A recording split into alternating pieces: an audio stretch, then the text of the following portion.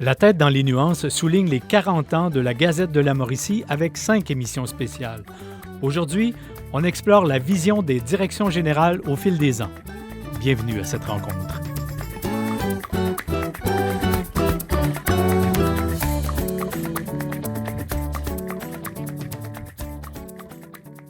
Ici Robert Aubin qui vous souhaite la bienvenue à une édition toute spéciale de La tête dans les nuances, puisque effectivement nous allons célébrer le 40e anniversaire de la Gazette de la Mauricie. Fêter 40 ans, c'est souligner l'arrivée à une période de relative stabilité.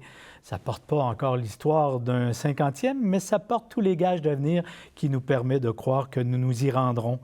C'est également le moment de distribuer en forme de cadeau bon nombre de tapes dans le dos à celles et ceux qui ont rendu l'aventure possible pendant ces 40 premières années.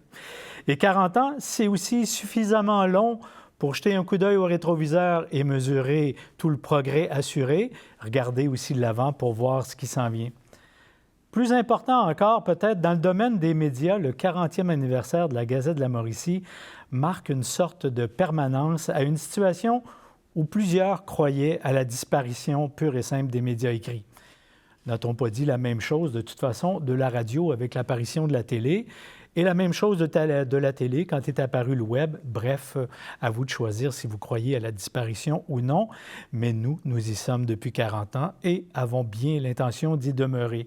La tête dans les nuances souhaite donc vous inviter à la fête en vous offrant ce spécial 40e anniversaire. Et pour ce faire, nous allons quelque peu modifier la formule habituelle. Plutôt que de vous offrir une table ronde de 60 minutes et 3 tête-à-tête de 30 minutes, nous allons vous offrir 5 tables rondes de 30 minutes qui vont couvrir l'ensemble des sujets qui m'apparaissaient importants de vous transmettre. Le premier, un regard sur les directions générales à travers le temps.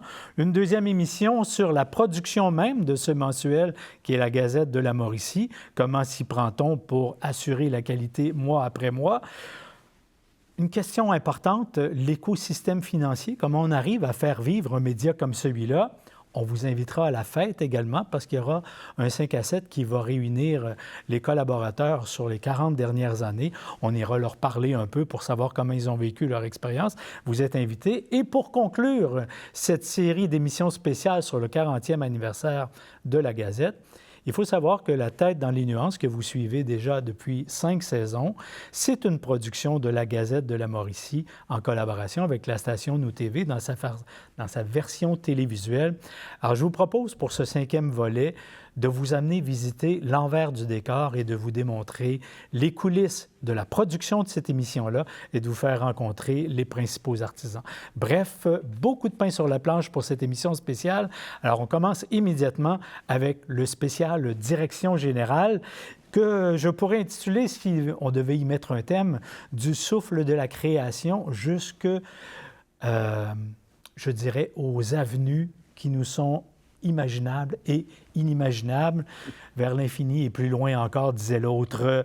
Et pour en parler, j'aurai le plaisir d'accueillir, et j'ai le plaisir d'accueillir sur ce plateau, Mme Diane Vermette, qui était directrice générale de la Gazette de la Mauricie entre 1991 et 1995, M.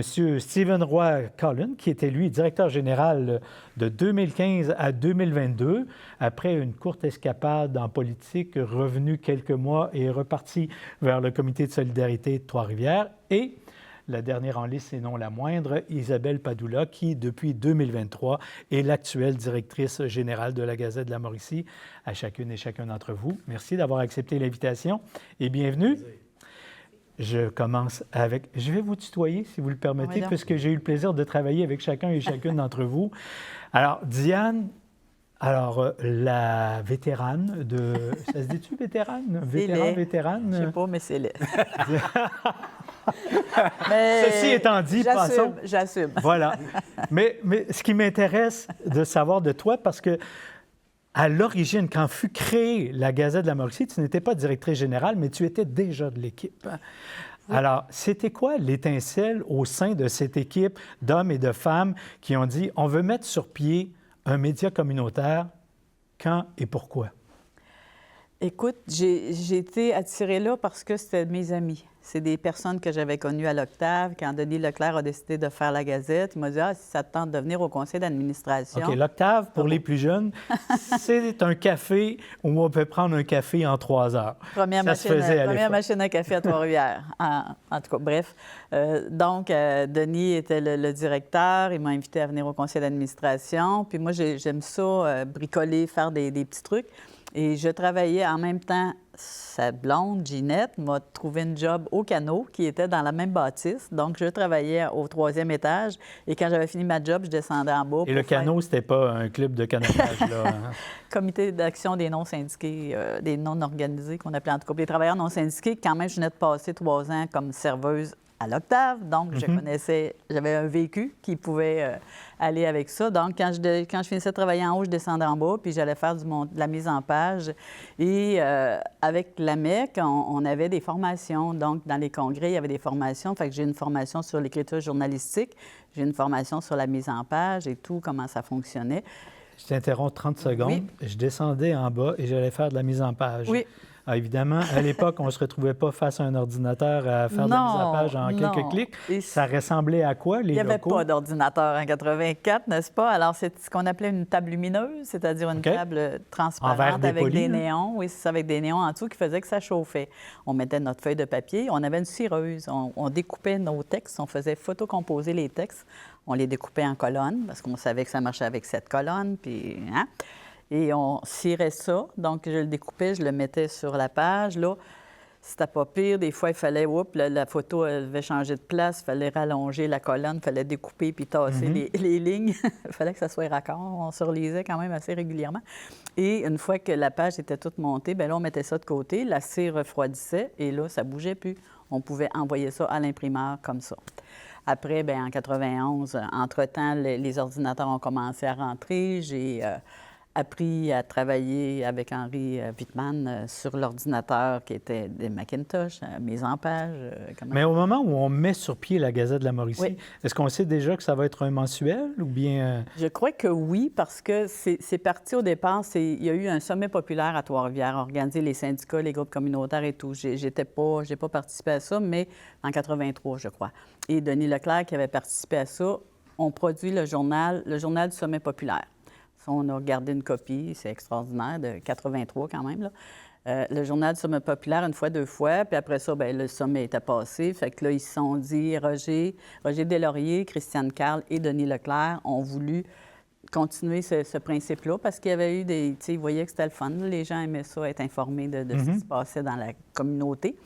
Alors, c'est là qu'on a décidé, ils ont fait, parce que moi, j'étais pas encore là, on fait les démarches pour être reconnus comme organisme et pour voir comment on pouvait fonctionner. Puis, et on a créé à ce moment-là la Gazette populaire. Quelques années plus tard, arrive Stephen, mais toujours au sein d'un média communautaire. Quelque entreprise dont on puisse parler aujourd'hui, ils ont tous un problème récurrent, c'est celui de retenir les employés. La rétention du personnel, c'est une question fondamentale. J'imagine que ça n'échappe pas à un média communautaire, peut-être même puissance 2, puisque la plupart des gens qui contribuent à chacun des mensuels le font de façon bénévole. Comment on fait pour retenir une équipe? Est-ce que tu dirais que tu es davantage du type qui se ressemble, s'assemble, ou les contraires s'attirent? Bien, il y a 2 réponses dans ta question qui vont répondre à ta question. De un, c'est différent pour un journal comme la Gazette de la Mauricie, qui, au départ, est la Gazette populaire, parce qu'il y a une notion d'engagement derrière. Donc, quand les gens sont engagés vers une information alternative, déjà, cet engagement-là est porteur pour retenir les employés. Mais je dirais, et ça répond un peu à la question, c'est que cet engagement-là, c'est le liant, c'est l'aspect commun qui fait en sorte que qui se rassemble, s'assemble. Par contre, il faut qu'il y ait des différences pour avoir une variété d'informations, une pluralité de voix. Donc, les personnes qui m'ont entouré pendant la période où moi, j'étais à la Gazette de la Mauricie, c'était des gens qui étaient différents de moi, mais qui avaient la même volonté, le même désir d'offrir une information complémentaire à celle des autres médias, parce qu'on s'inscrit dans un écosystème médiatique, mais une information qui permet de faire avancer le bien commun. Donc, on était tous animés par cette conviction-là, puis c'est ce qui favorisait la rétention des employés, sans aucun doute. Tu parlais d'un média d'information alternatif. Oui. Et c'est un mot qui a différentes connotations aujourd'hui à l'ère des médias sociaux et de tout le courant de ce qu'on appelle les fake news. Oui. Comment tu définirais un média ou une information alternative? Oui, c'est un bon point parce que l'alternatif, ça peut englober bien des affaires. Moi, je pense que c'est juste un désir d'aller chercher de l'information qui n'est pas du fait divers.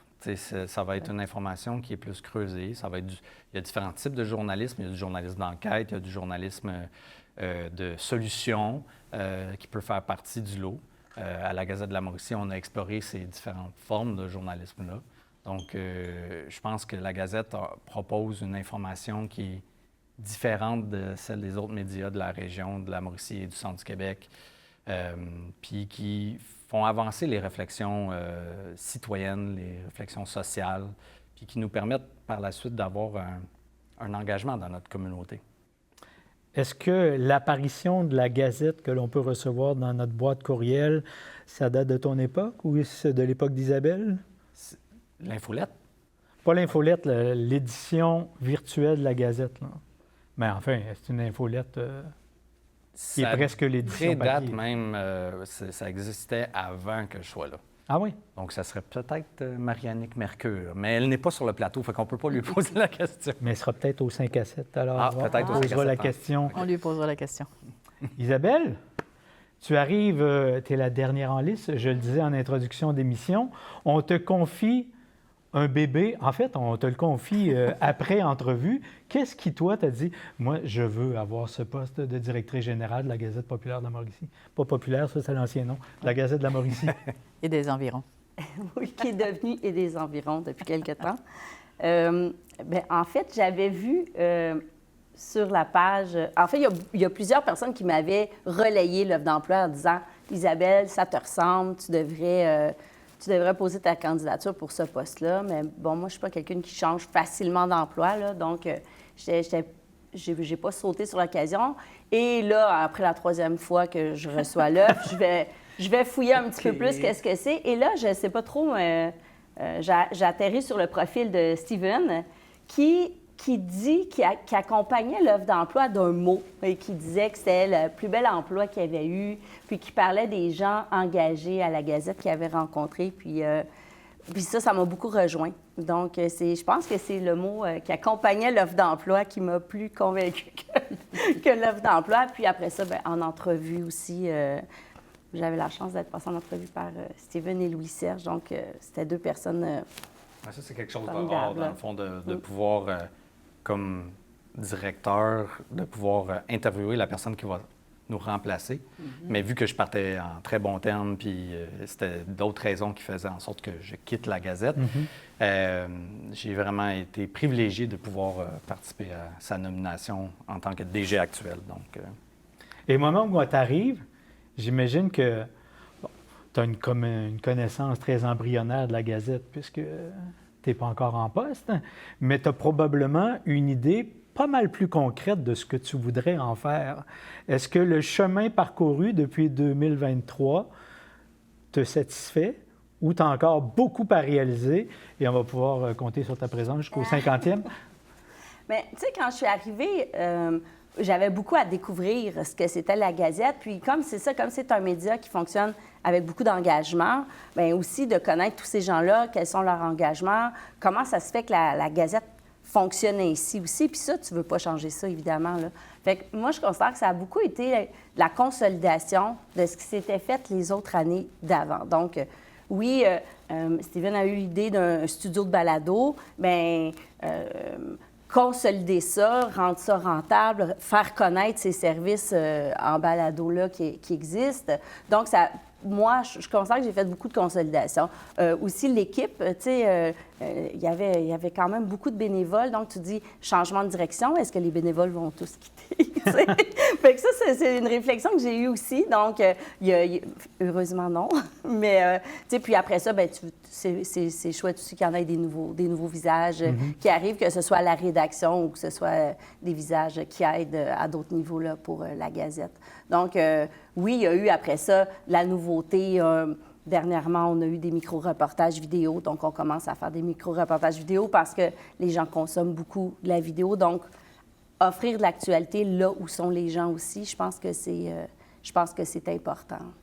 Bien, je vais partir de la vidéo pour vous ramener en arrière, mais en même temps pour vous ramener de toute époque, parce que la Gazette de la Mauricie, c'est un des rares médias qui publie encore papier. Je dirais, au moment où la Gazette a vu le jour, c'était chose normale, là. C'était le médium. Mais chacun d'entre vous, à votre époque, vous avez conservé cette édition papier-là. Est-ce qu'il y a une attache affective particulière à l'édition papier? Définitivement. Peut-être que c'est une attache personnelle, mais moi encore aujourd'hui, outre la Gazette, je lis mes journaux papier. J'ai encore de la difficulté à lire ça numériquement, sauf à l'occasion quand c'est des médias auxquels je ne peux pas... obtenir l'édition papier. Oui, exactement. Mais je pense qu'il n'y a rien de mieux que prendre un café le matin puis de lire son journal. Il y a un moment de repos, de recueillement, puis bon, aussi de frustration, parce que des fois, quand on lit les nouvelles, elles ne sont pas très bonnes. Mais bon, on prend un deuxième café. Oui, puis je pense que même quand j'étais DG, on nous annonçait constamment la disparition des médias écrits. Puis, effectivement, le Nouvelliste, tranquillement, il est parti.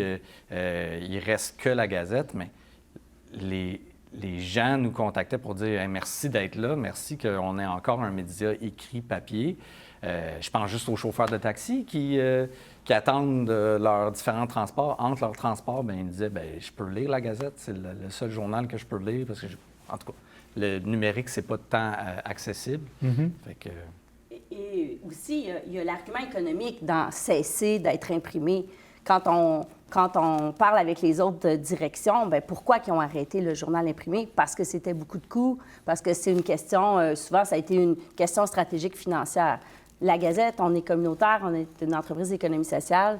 Il n'y a pas personne qui perd ou qui gagne l'argent avec la Gazette. Donc, on est capable de continuer de faire ce choix-là, d'être imprimé. Donc, ce n'est pas un argument économique qui va primer là, pour arrêter l'impression.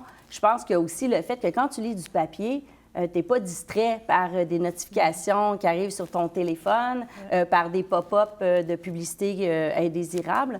Puis, il y a aussi des études, justement, qui disent que de lire du papier, que de lire l'imprimé, que ce soit au niveau des connexions du cerveau, que ce soit au niveau du degré de concentration, du degré de ce que tu retiens là, quand tu lis, c'est vraiment différent. Donc, l'argument des fois qu'on va nous servir, c'est l'empreinte écologique, là, de dire « Ah, mais vous êtes encore papier. » Ça aussi, c'est discutable. Là. Oui. Tu sais, le numérique a quand même une empreinte écologique, il ne faut pas l'oublier. Et surtout, les appareils sur lesquels on lit le numérique, eux, ont une très grande empreinte écologique, tandis que, on sait quand même le papier, il y a quand même tout un système là, qui permet de le recycler. Là. Donc, puis souvent, il est produit localement aussi. Ouais. Peut-être pas le papier journal comme tel, mais on en produit localement du papier ou pas loin. Donc, alors que les terres rares qui servent à fabriquer les appareils électroniques viennent de partout dans le monde, puis dans des conditions de travail qui ne sont pas toujours respectables. Donc, mais ça, c'est un autre sujet. Là, mais c'est vraiment très connexe. Diane, toujours papier? Bien, moi, toujours papier, oui. Puis j'ai souvent des commentaires de personnes qui me disent « Ah, c'est le fun d'avoir encore quelque chose en papier qu'on peut traîner, qu'on peut lire. » Puis moi, chez nous, mettons, je vais le mettre de côté, puis je sais que je vais pouvoir le retrouver facilement parce qu'il est là, je vais pouvoir finir ce que j'ai commencé. Puis c'est ça, dans la Gazette, c'est quand même des articles généralement assez longs, donc ça vaut la peine de prendre le temps de passer au travers. Puis des fois, on retourne au début, puis en tout cas, moi, c'est sûr que pour l'avoir fait à mi-temps. Et c'est complémentaire numérique. Oui. On est aussi numérique, évidemment. Oui. Là, donc, je pense que c'est complémentaire les deux, d'offrir les deux versions à la Gazette et de façon gratuite aussi. Ça aussi, c'est rare dans les médias, là, d'offrir tout le contenu, autant imprimé que numérique gratuit. Puis c'est important pour l'avenir du média aussi d'aller vers le numérique. C'est une des raisons pourquoi on a développé les balados en premier lieu. C'est de renouveler notre public parce que le média écrit, papier, il faut créer des nouveaux adeptes aussi du papier. Puis ça se fait pas en cliquant des doigts. Claquant des doigts. Claquant des ça doigts, fait un petit bruit, c'est pour ça. Moi, puis mes expressions, des fois. Le Jean Perron de la Gazette. Puis c'est ça, l'habitude. Moi, j'ai été exposé quand j'étais plus jeune aux médias papier, mais là, les jeunes d'aujourd'hui sont plus exposés au numérique. Par contre, on peut faire le pont vers le papier et on peut aussi fournir du contenu intéressant par le numérique. Je pense qu'il faut être multiplateforme en 2025. On le voit très bien que vous aviez encore le cœur accroché à la Gazette de la Mauricie, que vous avez dirigé à certaines étapes de votre vie. Isabelle, tu y es encore. Je vais vous demander de vous projeter de 10 ans et de me dire où est-ce que vous souhaiteriez voir la Gazette pour son 50e. Je vous donne 10 secondes de réflexion si nécessaire. Je vois que la question fait « ouh ». Où il y a tellement d'idées qui se bousculent qu'on ne sait plus lesquelles choisir, mais où vous souhaiteriez voir la Gazette au moment où nous célébrerons son 50e, parce que nous y serons tous encore? Je peux y aller. Je peux dire que ce que je souhaite, c'est que la Gazette reste un acteur influent dans le milieu, dans l'écosystème d'information, l'écosystème médiatique de la région. Je souhaite que la Gazette de la Mauricie garde un important contingent, je vais dire ça de même, contingent de bénévoles et de gens impliqués, que ce soit vraiment un pôle d'attraction pour l'engagement des citoyens et citoyennes. Puis je souhaite aussi qu'il y ait plus de journalistes rémunérés pour faire le travail qui est nécessaire pour le travail journalistique, mais aussi pour accompagner les bénévoles qui font des chroniques. Donc, je me permettrai de te demander juste un complément d'information. Quand tu souhaites que la Gazette demeure un joueur influent, c'est que tu admets qu'elle l'est déjà. Et moi, comment tu as pu mesurer ça, l'influence de la Gazette au moment où tu étais directeur général? L'influence dans son milieu, je parle. Bien, pour moi, on mesure l'influence d'un média par le nombre de personnes qui lisent le média ou qui consultent le média et par le feedback qu'on reçoit. Fait on recevait beaucoup de feedback et j'imagine qu'on reçoit encore beaucoup de feedback. Est-ce que le tirage augmente? Le tirage a augmenté l'an dernier. On est passé à 20 000 copies. Donc, quand même. Et quand on les distribue, c'est pas rare qu'on a des appels 2 semaines après, 10 jours après. Il n'y en a plus, allez-vous repasser, en laisser. Et quand on repasse le mois d'après pour la nouvelle édition, il en reste très peu ou pas du tout là, dans les... Donc, il est vraiment lu par les gens. Là. J'imagine que c'est encore la même chose, mais on ne fournissait pas à la demande à l'époque. C'est ça, exact. On a des moyens limités à la Gazette, fait que le journal papier, on n'en a pas assez de copies. Une autre raison pourquoi on doit faire le numérique en même temps. L'exemple est très parlant. Diane, Isabelle, la Gazette dans 50 ans? Je continue sur la même voie. Je pense que ça a toujours été, tu as bien expliqué tantôt, la raison d'être de la Gazette, l'information de façon différente, plus profonde, plus... touchant plus d'aspects de la vie des citoyens, puis pour nous permettre de réfléchir puis d'aller plus loin. Fait que je continue, moi, dans la même voie. Et je ne sais pas si on en a aujourd'hui, mais j'ai vérifié les journaux qui sont parus pendant que j'étais directrice. J'ai passé à travers mes 3 années, là. Et j'en ai vu là, déjà des comebacks. On avait un petit quiz sur l'architecture et le patrimoine, comme on fait encore un petit peu aujourd'hui. Puis on avait des participants puis des gagnants. Puis j'ai des lettres, des réponses de personnes qui écrivaient je vous remercie de l'article que vous avez fait sur Cyclotour, par exemple. J'ai eu des comebacks. Puis fait que je me dis OK, oui, bravo. Puis je pense qu'aujourd'hui, c'est pareil. Là, les articles qu'on fait vont rejoindre plein de monde. Puis, parce que je tiens à le mentionner, Tantôt, on a parlé de ta présence à la création même du journal. On a parlé de tes années à la direction générale, mais tu es toujours fortement impliquée à la Gazette de la Mauricie. Tu en es d'ailleurs la présidente du conseil d'administration au moment où on se parle. Pour le 40e spécifiquement, j'avoue, là, mais... Oui, mais tu es aussi dans la machine, tu es à la correction, je pense aussi. La révision des textes, oui, c'est pas mal ça. Alors, pour toi, c'est tu es la rare pour laquelle c'est un engagement de 40 ans. Alors, c'est ton 40e mais j'ai pas été là tout le temps. Après 95, moi, j'ai fait d'autres jobs. J'ai été 22 ans au comité logement. Je n'avais pas le temps d'être bénévole ailleurs que sur le travail que j'avais à ce moment-là. Mais maintenant, depuis ma retraite, j'ai plus de temps, donc je m'implique un peu partout. C'est la preuve que le journal te tient à cœur. Ah oui, ça, c'est sûr que je suis restée proche. Bien, c'est ça, tu sais, c'est mes amis qui l'ont créé, là. Puis Denis n'est pas là parce qu'il est en Europe, mais on va essayer de le rejoindre c'est pour une prochaine rencontre. Mais c'est clair que pour moi, c'est ça. C'est un média papier, puis j'aime ça aussi. Là. Isabelle, la Gazette dans 50 ans? Oh, pas dans 50 ans, pour le 50e. C'est vrai que c'est pas la même commande. Pour le 50e. Moi, 90, là, non, ça va être ça. Ce qui nous mène au 50e, ce qui s'en vient bientôt pour la Gazette, il va y avoir une nouvelle application. Donc ça, je pense que ça va être intéressant, l'application La Gazette qu'on va pouvoir avoir sur nos téléphones. Donc, bien avant qu'on ait 50 ans, là, dans la prochaine année. D'accord. On a, je pense... Ah, ça, c'est le petit billet des secrets? C'est mon petit billet des projets, parce que je ne veux pas l'oublier. Je pense qu'aussi, ce que je vois, c'est qu'on se positionne vraiment bien en réalisation balado. On va créer cette année notre 12e balado à la Gazette. Donc, je pense qu'on est en train de devenir peut-être dans la région un leader en réalisation balado. Fait que j'espère que ça va continuer, que les gens vont faire appel à nos services. Et tous ces balados-là, on peut y avoir accès par le lien de la Gazette, mais aussi sur l'ensemble des plateformes de balado. Sur votre plateforme préférée d'écoute, là, ils sont là. Sinon, allez faire un tour sur la Gazette, ils sont là aussi. Puis, on parlait tantôt, donner le goût du papier aux jeunes. Donc, on a un projet qui va se réaliser dans la prochaine année qui s'appelle le Lab des jeunes reporters. Donc, il va y avoir une équipe de jeunes qui vont produire des reportages sur des enjeux qui leur tiennent à cœur en Mauricie. Donc, je pense que ça va être une façon là, que les jeunes s'approprient aussi la Gazette. Puis, évidemment, bien, je pense que le souhait le plus cher, c'est vraiment que les gens continuent à s'engager au sein de la Gazette, continuent à y mettre leur couleur. La Gazette, ça appartient à la communauté, ça appartient à la collectivité. Donc, c'est ça qu'il faut garder vivant.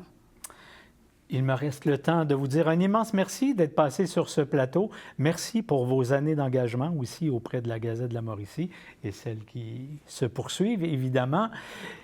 Bien voilà, si vous n'avez pas encore lu un numéro de la Gazette de la Mauricie, il serait plus que temps que vous ne le fassiez. Il y a des présentoirs partout à travers la Mauricie où vous pouvez vous procurer gratuitement ce mensuel ou bien vous pouvez nous rejoindre, la Gazette de la Mauricie.com.